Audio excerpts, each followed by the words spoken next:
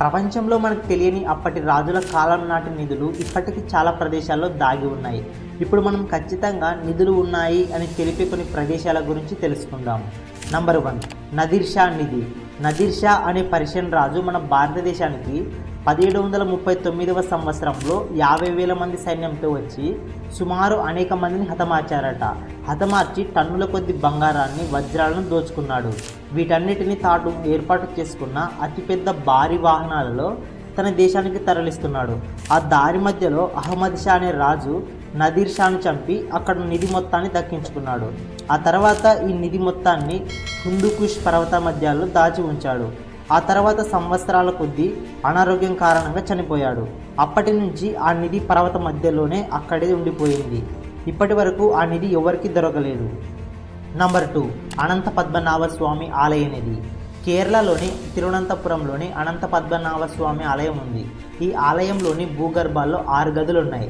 వీటిలో 2 గదులు కొన్ని వందల సంవత్సరాల నుంచి తెరవలేదు. 2011వ సంవత్సరంలోనే ఒక గదిని తెరిచారు. అందులో ఉన్న నిధిని చూసి ప్రపంచం మొత్తం ఆశ్చర్యపోయింది. అదేంటంటే ఆ గదిలో సుమారు 1,40,000 కోట్లు విలువ చేసే నిధి దొరికిందట. రెండవ గది మాత్రం ఇప్పటికీ తెరవలేదు. ఈ గదిలో కొన్ని కోట్లు విలువ చేసే రెట్టింపు నిధులుంటాయని భావిస్తున్నారట. నంబర్ 3, చార్మినార్ సొరంగ మార్గం. చార్మినార్ నుంచి గోల్కొండ వరకు సొరంగ మార్గం ఉంది. ఈ సొరంగ మార్గాన్ని కుతుబ్ షా కట్టి ఉంటారని చాలామంది భావిస్తున్నారు. శత్రువుల నుండి అత్యవసర సమయంలో బయటపడటానికి ఈ సొరంగ మార్గం ఉపయోగపడుతుంది. ఈ సొరంగంలో ఉన్న అనేక గదుల్లో నిధులు ఉన్నాయని చాలామంది భావిస్తున్నారు. Number 4, Grosvenor ship.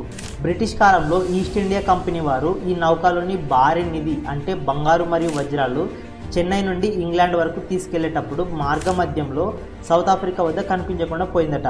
కొన్ని సంవత్సరాల తర్వాత ఈ నౌక యొక్క కొన్ని శిథిలాలు కనుగొన్నారు. కానీ దీనిలో కొద్ది బంగారం మాత్రమే లభించింది. మిగతా బంగారం ఇప్పటి వరకు ఎవరికీ అంత చిక్కలేదు. నంబర్ 5, మీర్ ఉస్మాన్ అలీ నిధి రహస్యం. మీర్ ఉస్మాన్ అలీ చివరిగా హైదరాబాద్ను పరిపాలించిన నిజాం చక్రవర్తి. ప్రపంచంలో అత్యంత సంపద కలిగిన వ్యక్తిగా టైమ్ మ్యాగజైన్ పుస్తకంలో 1937వ సంవత్సరంలో ప్రచురించబడింది. ఇతను సంపాదించిన సంపద మొత్తాన్ని తాను నిర్మించుకున్న అతి సుందరమైన కోటి ప్యాలెస్లో అంతర్భాగంలో ఉన్న రహస్యపు గదిలో భద్రపరుచుకునేవాడట. ఈ కోటి ప్యాలెస్ హైదరాబాద్లో ఉంది. ఇతనికి బంగారు ఆభరణాలంటే చాలా ఇష్టం ఉండటంతో వాటన్నిటిని సేకరించి ఈ ప్యాలెస్లోనే భద్రపరిచేవాడట.